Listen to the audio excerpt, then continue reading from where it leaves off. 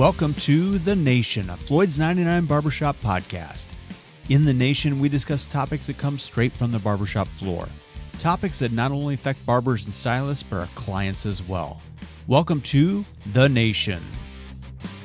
All right, welcome to The Nation, everybody. I'm one of the hosts, Patrick Butler, and today is a special one. We've got some amazing guests that are lined up on The Nation to join us today, and I couldn't be more excited. We're going transatlantic. We're going across the pond, and we're speaking to two amazing guys who've done some fantastic things in the industry, just astounding things in this industry. I am joined by none other than the Bloody Butcher and the Bearded Bastard, aka Leen and Rob. How are you guys? What's up? What's up, Patrick? What's up, America? We're good. Hey, listen. Very good. I'm so thrilled to have you guys on here and just to talk about a couple things with you guys. And just for those who are watching or listening, I want to give you a quick history in case you didn't know this. But these two gentlemen founded a barbershop, Schorem, in Rotterdam in the Netherlands. And that, I believe that was just over 10 years ago that they founded that barbershop. And then a couple of years later, I think it was 7 years ago, in March of 2014, you sold your first can of pomade. And 7 years later, Reuzel, that pomade, has gone on to be the #1 professional men's brand in North America, #2 in the entire world. Oh, I don't know. If I'm checking the scorecard, that's pretty damn good to me. I did not know this. You have read yourself. You are really knowledgeable about this. You know more than me. Really? #1 North America? Yes, we are. Yep. You guys did it. You know what? We took a look at a couple of reports and you guys came out on top. And listen, bottom line, if you know anything about the men's grooming industry right now, you know one thing, and that you know the impact that you guys have had. And it's just been amazing. It's been just a rocket ship ride to watch you guys over the course of the last 7 years, let alone 10 years, as you broke through with the barbershop. And a disclaimer, I've had the chance to take the Floyd's crew over to Rotterdam a couple times to go to the old school, and it has left an impact on our team and anybody that comes in contact with you. So, man, when you look back on 7 or 10 years, what does that feel like to look back on that after that ride? It feels like 30 years. At least, maybe even 35.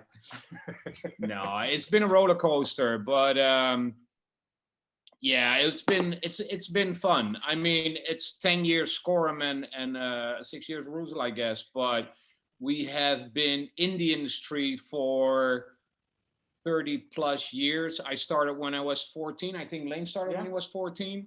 So, you know, we've actually had quite some experience before starting Schorem, but when we opened the barbershop, we were at a crossroad in our lives. Actually, you know, we have been working very hard to make a career, and we went pretty far with that, but it was just not.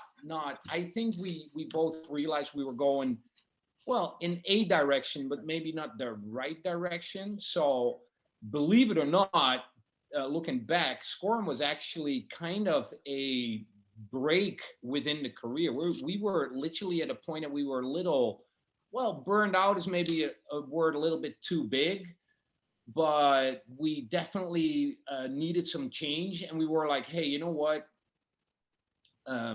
Let's do, because we've always been joking about growing or wearing white jackets, and you know, and it literally all started with Coming to America with Eddie Murphy, you know, with the guys walking in and talking about boxing.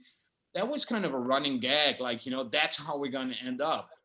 And we were around 10 years, we were around 35 when the idea, and we were like, well, we're not going to wait till 60, let's do it now, let's see what happens, because, you know, we had all these friends and bands and blah blah blah, and they all, you know, we were kind of known for our pompadours and quiz, which back in those days were still considered the funny haircuts, you know, while we thought that all the faux hawks with the mullets were the funny haircuts. So yeah, you know, we were kind of done with the way the fashion industry kept changing. I mean, we didn't lose interest, but we wanted to kind of build a foundation.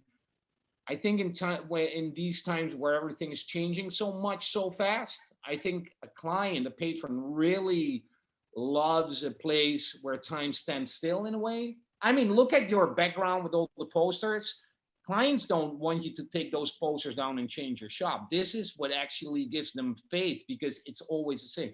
People need places where they know, you leave the shop with a great story, one good joke and a bad joke. I think, and if the haircut looks pretty good too, well, that's a nice extra. Now, since you guys had a background in hair prior to starting the shop, just for the people watching or listening, that background also involved women's hair. Was that correct? Oh, absolutely. Now, was the intention to shift to men's hair? Was that a direct intention for you? You know what? I'm going to answer this one, and then Leen is going to answer one. That answer is probably going to be a little shorter. Yeah, absolutely.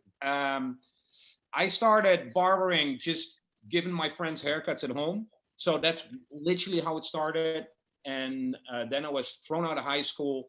My mom went nuts. She was like, "What are you going to do with your life?" I ended up with with my first mentor working in a salon. And he could tell that I was not happy with, because he wanted me to be an apprentice, doing perms and doing the highlight thing, still with the hook, with the needle, pulling out the little.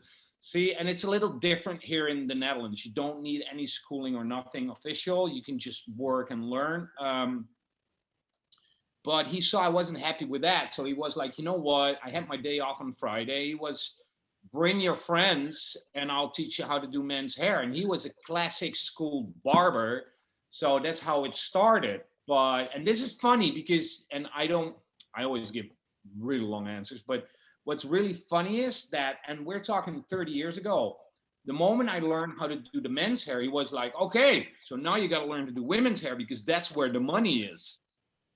Boy, was he ever wrong. But this is like something really old fashioned, because it was not just haircuts, it was perms, retail, it was a coloring, right? So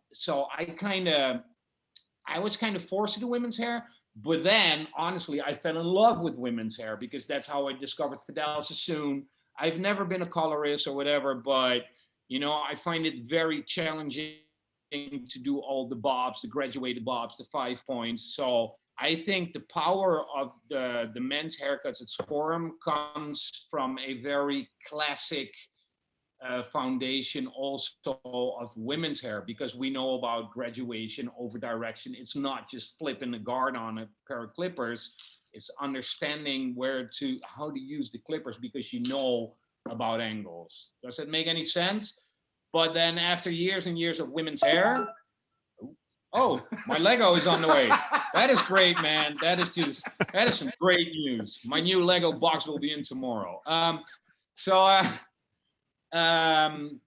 think we have always, because of our musical background and going out, always going to bands, like every weekend trying to catch as many live gigs as possible. So that is where your biggest friend base is. So we just ended up doing mohawks and palms and, skateboarding. So, and to make the answer even longer, before we started Schorem, I was doing haircut. I was living in a huge squat back then. And I built a barbershop on the second floor. It was kind of like a speakeasy. You had to have my number. So all these guys came in. It was like a secret location. And then Leen was hanging out there every day because he was kind of, well, he can tell it himself, but he was not in a happy place too with his shops. So we were at this, secret hangout, doing haircuts. Everybody brought beers. And then we found out that there was this very, very unique environment. There was always, and the thing is with guys, once you get 4 guys in a room, there's always a guy that caught a fish. But the moment somebody tells about his fish, there will always be another guy in the room who caught a bigger fish. It's just, and it's funny. it is not bragging. It's funny. It's a special way of funny. And we were like, you know what? If we can catch this vibe and build it into a shop, then we got gold. But and that's how Schorem turned out. But when we started Schorem and we told people what we were gonna, everybody's like, nobody's gonna go there. Nobody's gonna go there. But they did. You know what the really funny thing is, Patrick? He doesn't even know the question anymore that you asked with him. No. Yeah, he asked if we. No, he asked about women's hair. Okay. You know what? I got a DM this morning. So I haven't done women's hair in 10 years. I got a DM this morning of an ex-client of mine begging to give her a haircut. 10 years later, you know what I told her? Nope. Hey, but talking about music and the backdrop that you have, and you have been to Rotterdam with a couple of you Floyd people. We are having Scumbash, in February 5th in Rotterdam, so you have to come again. Gotta do it. Yeah, we got some. Yeah, we got some really, really good bands, man. You should definitely do it. No, congratulations on that. I saw that was coming back, and I think that's amazing because I know that was just such an impactful piece for you guys. I mean, I was, in preparation to talk to you guys, I was looking through the book here. Oh dear. And now here's the deal. I can't read the book because it's printed in Dutch. So I can't. There isn't much lines in it either. No, it's more photos. Yeah, right? it's photos. But the beauty, and you know what? I don't care that I can't read it because the photos tell the story to me. To me, my observation from looking through the book is it captures a period of time for you guys where it incorporated the music that you were talking about, the scene that you were talking about, the people that you were hanging out with. And there's a really impactful photo. There's a ton of photos that are impactful, but one of them is a scene from outside of the old school when you were across the street back in the day. And it's just this mob of guys waiting to get in. And even when I've been there with our team, I've seen the guys lining up to get in. At what point did you guys know when you saw those lines? I think we got this. I think we got something here. I don't think that we ever thought that. I can remember that the first couple of months, it was really quiet in the shop. And we were like, oh, is this going to work? Is this going to work? And all of a sudden, we had like a biker in, but also a lawyer next to him. And that was a moment that we thought, okay, this is going to work. So not even the lines, because the lines actually slowed us down because it was so busy in the shop that I was doing a haircut here, but the client was standing here behind me. So with time management, we were really slow for that. But you have to remember that if there are like 100 guys in the shop, and the last one that's coming in, he knows if he's there at 9 a.m. that he is going to leave the shop at around 7 p.m. And if he leaves to get a sandwich, he has to be back in line again, or he has to come back tomorrow. Well, that doesn't work anymore. And I would not do that. No, it was insane. We have so many absolutely crazy stories, but we even bought like 60 umbrellas because people were standing out in the rain waiting for just to get a haircut, and we were like, fuck, we can't do that. We got one client that was sitting outside waiting for the shop to open at 6 a.m. in the morning, and we opened around 11 at that in that period. He was held by the police and he told them like, no, I'm waiting that the barbershop is going to open, but they didn't believe him. Well, I wouldn't believe him. Hey, do you know Stephen Moody? Yes, I do. Yeah, you have to ask him because he has been in that line. Yeah, he has been in that. He has been in that line for 6 hours. We got him absolutely wasted, feeding him whiskey and shit, and he tells it in a beautiful way. And I mean, he literally was there at one of the busy, and I still have a photo of him standing outside in a line of like 40 people, and it's the big Stephen Moody. I'm kind of proud of that photo. I get that. Well, that's great. That's amazing. Stephen Moody's an amazing artist. He just won. Oh my God. He shouldn't wait for anybody. No, but he did, man. No, you really, if you see him, ask him, because he tells it. That man knows how to tell a story, and he tells it beautifully. He actually told the story during a seminar once, and I mean, I still get the goosebumps when I think about it, because he told it, and that was one of the highlights, actually. You know, I had a lot of but that just felt so special that somebody that you look up to was telling it that way.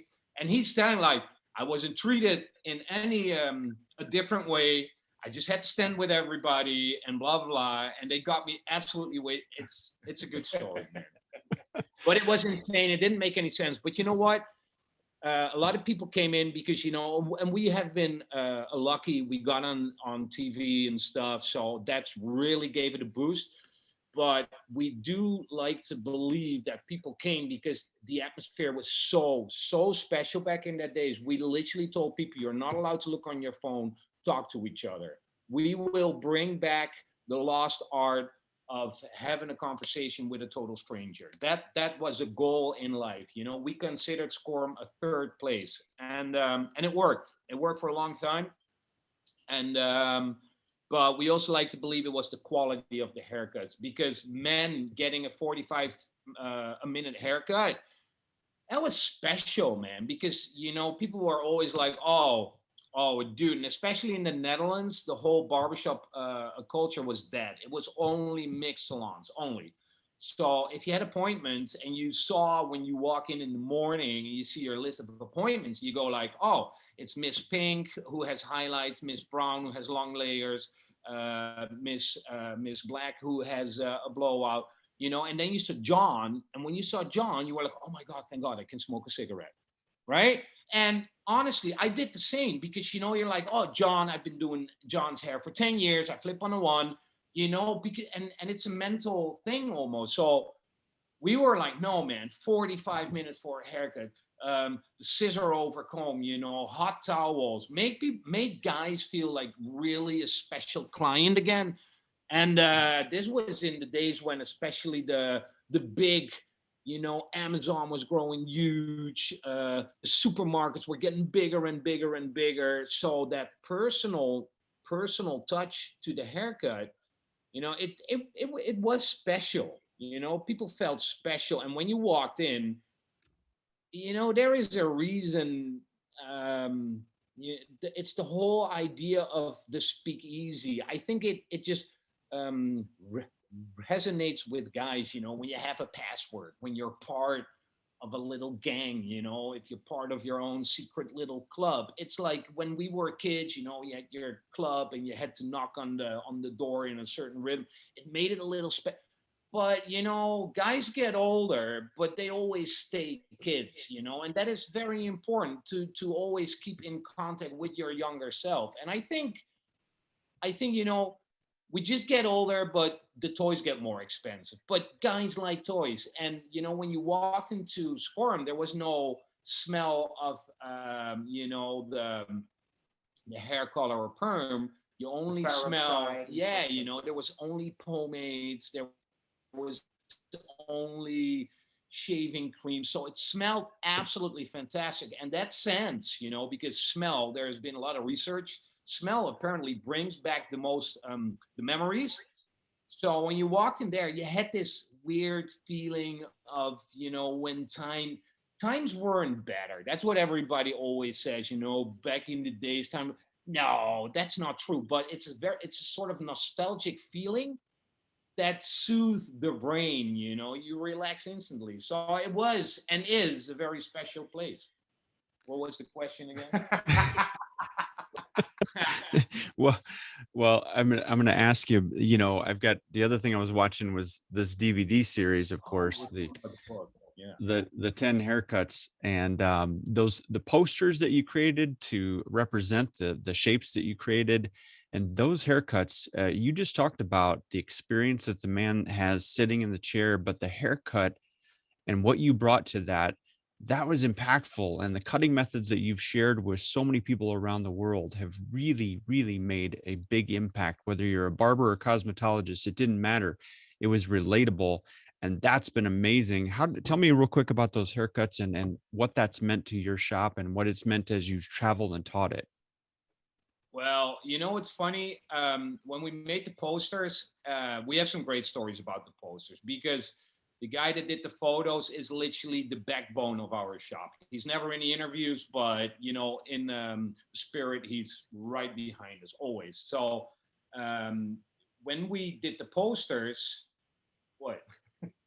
What, you want to do it? No, he's right behind us. He's right behind us. Oh, well. Not in front of us, but It's a behind monster us. plant. It makes sense, man. So when we did the poster, that was, we have been quite brilliant with that one. And I know that sounds super arrogant, but when we look back, because you know what we did? We made those posters for Schorem, not to sell around the world. I mean, that was Leen's idea. I just, what I wanted? Because so many people came in and we're professionals. So when we talk about the pompadour, slick back, flat top, we know what we're talking about. But it's like, man, when your shower is fixed, you call a plumber. You don't want to know how the pipe is cold. You want to take a fucking shower, right? And that is the same thing. So there were no phones. There was no Google. So we were there explaining that. They were like, oh, you only do special haircuts? Says, no, we do men's haircut. Oh, what are men's haircuts? Oh my God, right? So we were like, you know what? See, every girl out there knows that guys are not the brightest lights in the chandelier, are they now? So you know what? We were like, you know what we need? We need a menu. We need a menu. And instead of magazines and, this is Elvis Presley. No, we need a fucking menu. So we were like, you know what? Let's make a poster. And we're just going to, because we do not do a lot of haircuts in the shop. So it was quite easy. So what we did is, and when you take a look at they're not models. The guy with the flat top wears glasses. You can tell on the post there are white lines because he was standing the summer. We didn't know how to use the Photoshop or whatever. Because Jelle, the photographer, was still in school. He hadn't had his exams yet. The Photoshop class yet, I think. I don't know. But thing is, so Ming walks in, he has a flat top. So we literally were like, hey, you want to be on a poster? We need a flat top. So, oh yeah, sure, man. So we went into the back, took a photo. Oh, there we got the flat top. So client walks in with a slick bag. We're like, oh, can we take a photo of your slick bag? You're going to be on the poster. Oh yeah, sure, man. And so we got 2 posters, and these are all clients. And this is the success story of Schorem. No fancy pantsy models, it's guys that are tall. Some of them are a little heavy. Some of them, so it's real haircuts on real people. So when those posters, and that's what people want, man. I mean, I of course I want to look like Brad Pitt. And if I walk into a shop with a photo of Brad Pitt, I'm not going to look like Brad Pitt, but I can look like somebody on the poster. You know what? So we made those posters, and they went around the world, and that is how we got picked up actually in the US. So we had a photographer from the US, a very known photographer, come to the Netherlands to shoot some, and he was blown away. He was like, oh my God, this shop. But he had a lot of experience with making DVDs and blah, blah. So he was like, hey, you know what? Let's make a DVD with the techniques. But it was hell for George, for example. He came with us and he had to take notes on how to do the haircuts. But Leen and me are quite chaotic when we do a haircut. We go from left to right. He was just like, no, I need a technique. And we were like, this is the technique. Why do you start on the left side? I said, well, because it's Tuesday. I don't know. So we were driving the American team absolutely nuts. Leen was doing the flat top. So George is sitting there taking notes. But when Leen does a flat top, he takes the clipper, right? This is the back of your head. And he just takes clipper and he does this. Vroom. So within a second, I mean, he does flats in like 3 minutes, and George, there's no technique. There is no technique. And we're like, no, man, you blow dry the fucker and you just do this. And then, so we learned a lot too, man. So it was super fun because that's where the whole idea of the old school, but because we've been educating for a long time, but in a very, not in a traditional way, maybe very organic. Like, what do you feel? What do you see? But when we started the school, we're like, oh man, we need to have, well, not rules, but we need a technique that always works. So that's when we put a lot of thought in working with baselines and body position so that we can literally translate every haircut in the poster, bring it down to one technique, knowing where you are throughout the haircut. I think that's and always leave hair to play with later. You've been to the school, you've seen how we work, but that was a challenge. That was a huge challenge because when we opened the shop, we had one rule: what would Elvis Presley do? When we didn't know, we were like, what would Elvis Presley do?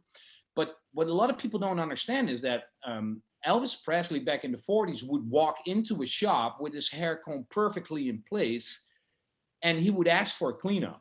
Yeah.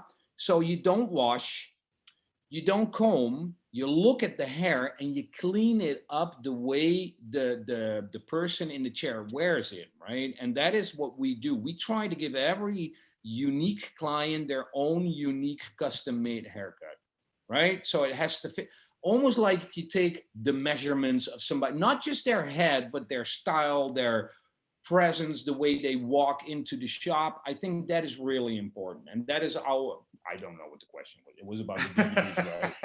So, but with the DVDs, we were just like, we were screwing around, but it came out really because, and we're going to be honest, we had an amazing team with super experienced people that actually translated our chaos way of working. And then you got Lawrence, yes, and then you stand here and you go like that, do that. And then when we first heard the DVD, we're like, oh my God, we're so professional. Look at that. But the thing is with the DVD, when we made the DVD, we also got like a lot of requests for training around the world for education.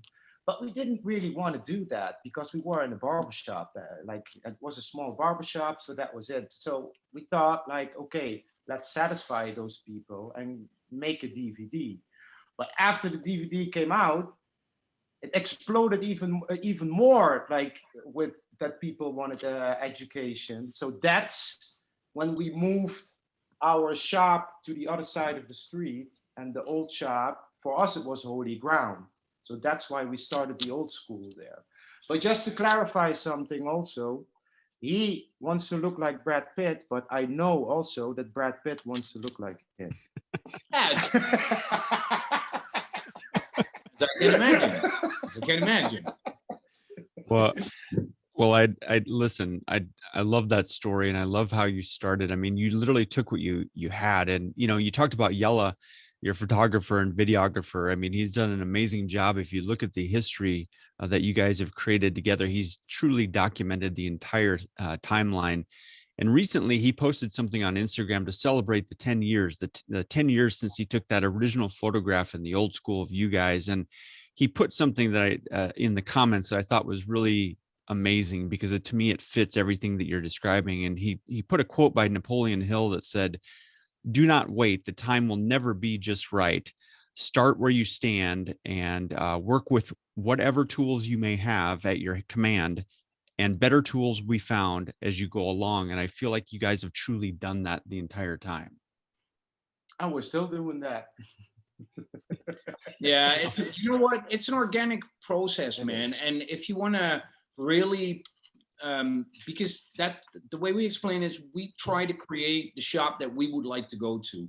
So I think you have to stay very close to yourself. And before that, because we are very experienced entrepreneurs, and we've always looked at the wish of the client, and sometimes we forgot our own wishes. And I think that, you know, your own state of appreciation of your shop is what the people feel. So you always got to challenge yourself by doing new projects and trying new things. And Schorem is just, you know, for both of us, I mean, we are just getting started. You know, it started with the shop, but now we are doing, you know, so much more. But we just, I don't know, man. It took 25 years for us to get to this point because we used to fight a lot too because we're so different. But now I think we're both at a point that we're really doing all the stuff that we really love to do. So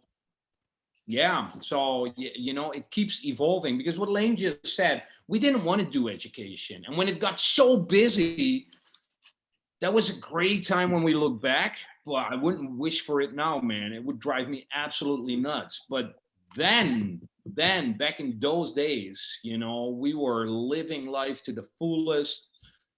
So it kind of fit, you know, the whole energy.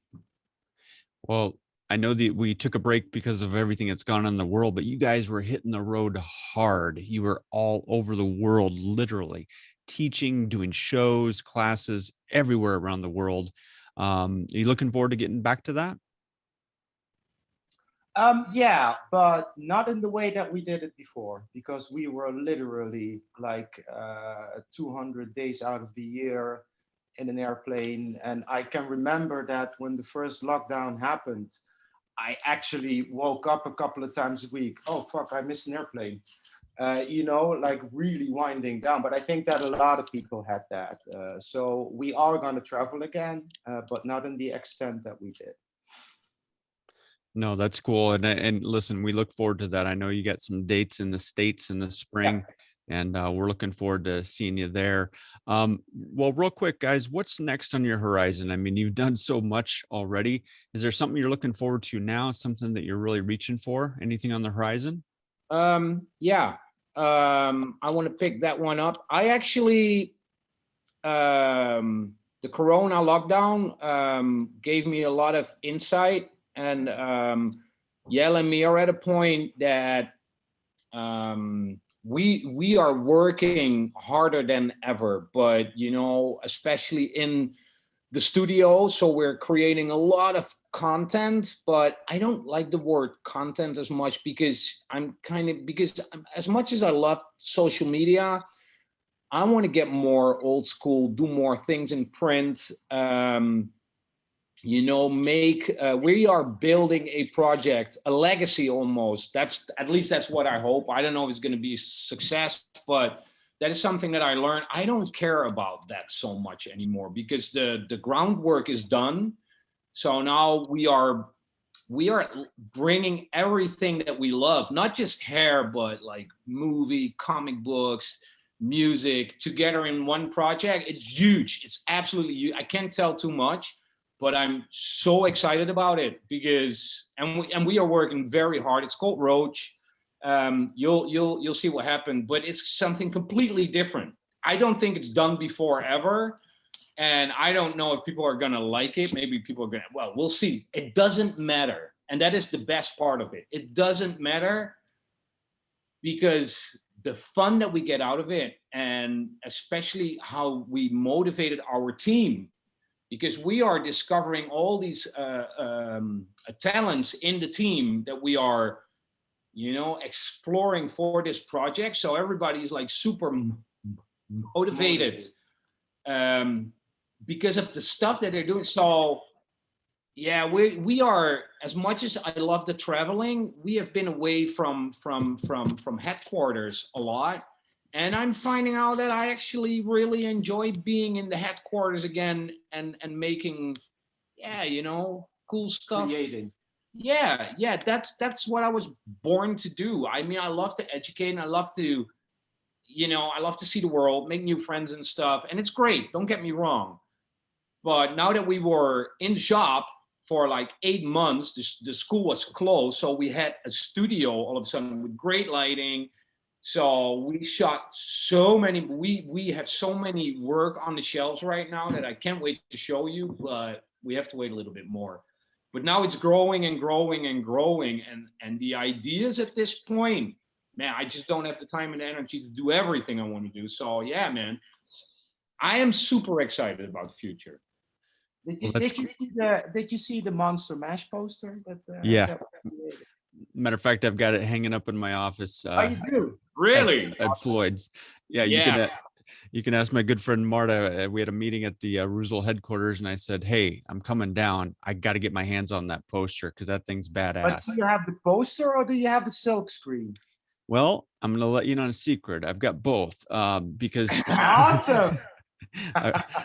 So because that thing's amazing, and if you guys don't know what we're talking about, go over to Reuzel and check it out. They've got amazing silk screen poster, perfectly timed for Halloween. Still there because it's a limited edition. So yeah, but you know what, Patrick, this is just an example of being at home. See, we didn't need to make this poster, but Michiel Walraven, who did the poster, is such an amazing artist, and it started with the King Kong guy. It was an idea about, what if, and especially now in 2021, where everybody's very open about a lot of things. We were like, and you want to be, so I was like, so what if a monster walks into the barbershop, man, and they're not on the posters? That would not be nice. So that's how the idea started. And then we were like, you know what if they all went to a party and had their own little dance, and then you get the poster and you don't know, man, maybe people like it, maybe people hate it. It doesn't matter. You have to make it. And that is a very important message to everybody out there, because you don't always have to do things to, I don't know, man, to make money or whatever. But when those posters came out and you're holding the first one and there's only 200 in the world, that is a very special feeling, man. That's what you do it for, man. So if you own a barbershop or a salon, do a photo shoot, man. The moment you can frame your work, I when I do a class, I always talk about what? Hebben we licht hier? Nee, hoezo? Is it dark? Can you see us? It's really dark. Hey, still got you. Oh, okay. No, but see, it's like outlining your haircut, man. You're framing your work. And I think when you own a salon and you got a team, organize a photo shoot. You don't have to, but it's going to motivate people. And the moment you see your work in print with a frame, even when you can give it to your mom, look, mom, it's these are the little things. So a poster like this, you get a new drawing and you just get so excited. Even when my phone goes like, oh, mail from Michiel, I know I'm going to see another monster, That is great, man. That is the core. That should be the core of your business too. Being excited about things that you do. Am I explaining it right? Yeah, absolutely. I'm explaining it right. No, you nailed it, man. And I think that's what we love so much about what you guys do is you bring it from a pure place that's authentic, and you're doing it for the right reasons. You're following your passion, you're chasing that and doing it for the right reason. And I think that's inspirational for a lot of people, man. So thank you for sharing that. And the one thing that I want to make sure that everybody understands, if they're listening or watching, is that we've been talking about their barbershop in Rotterdam. It's in the Netherlands, and it's an opportunity for you. If you want to further your skills, whether you're a barber or cosmetologist, it doesn't matter. You can go and attend the Old School, and the Old School offers courses for you to really take advantage of the education that these guys and their team have created together. As he mentioned, it's a way to take technique and really elevate your skills. We've been able to take the Floyd's team a couple of times. It's made a huge impact. There's multiple courses, so I highly recommend if you're looking to up your game, this is the course to take. Get over to Rotterdam, get over to the Netherlands and see the Old School and see Schorem and see what it's all about. And the school's up and running right now, right, guys? Yeah, absolutely. So huge. The other thing I'd tell you guys is this. As we close this out, first and foremost, I want to thank you guys. You guys have been just such an inspiration to me and to our team and to everybody around the world that's followed you online or at a show or in a classroom. You guys just did an amazing job, and we appreciate you so much. And at Floyd's, we absolutely love you, man. We're looking forward to hosting you next year in the States. We got a couple things up our sleeve, and we can't wait to host you. Awesome. Thanks, awesome, man. Well, listen, as we close this out, I want to say thank you to the Beard Bastard and the Bloody Butcher, Rob and Leen. Thank you so much for joining us from across the pond, so to speak. Also, I want to give a shout out and say, listen, if you're looking for Reuzel products, definitely do yourself a favor and stop by any Floyd's 99 Barbershop across the country. We've got them in stock and ready for you. And now's the perfect time as we head into the holidays. Stock up. You guys, thanks so much for joining me today on The Nation. Appreciate you guys so much. Thanks, Patrick. That was fun, man. Thank you for having us. Absolutely. We're going to see you in the spring live and kicking, and we can smell each other also. Absolutely. Thanks for joining The Nation, everybody.